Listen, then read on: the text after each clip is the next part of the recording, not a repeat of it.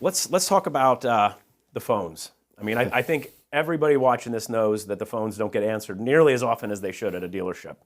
You know, what can dealers do about that? I'll tell you, Brian, I mean, from my background, I mean, I came from the dealer world. And when I was running my car dealerships in the service department, the most aggravating thing was just watching or looking at the phones and ring and ring and ring and never getting answered. It's opportunity, right?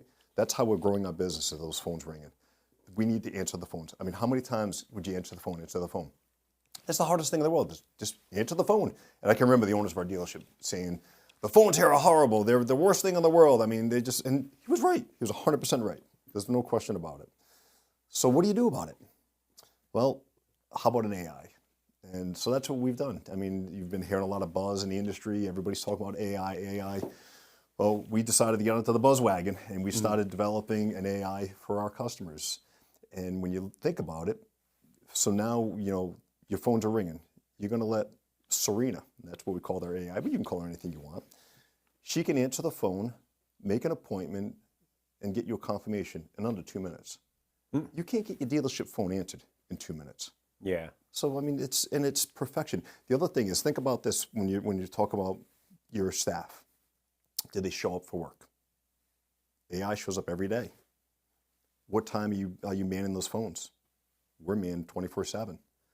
How about when you get an influx of phone calls? AI can handle as many phone calls as you want to throw at it. So you'd have to staff up accordingly. And then the other thing is, when you're staffing, you're just guessing when those phones are going to ring. You try to do some analytics. Like I used to think between 10 and 2, that was the time the phones rang. But all of a sudden one day it's dead at between 10 and 2 because I had 5 people on. What do you do with these people?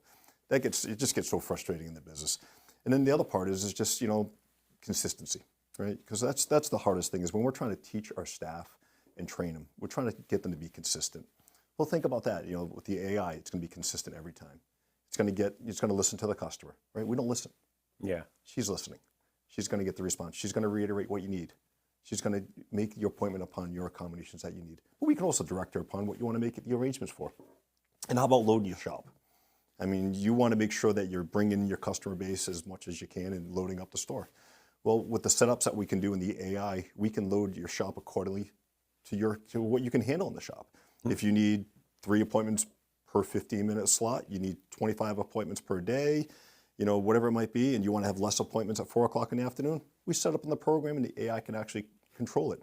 And if the customer requests that time, let's say they request 4 o'clock and it's not available, she'll say, unfortunately, that time's not available. She goes, would this time work for you?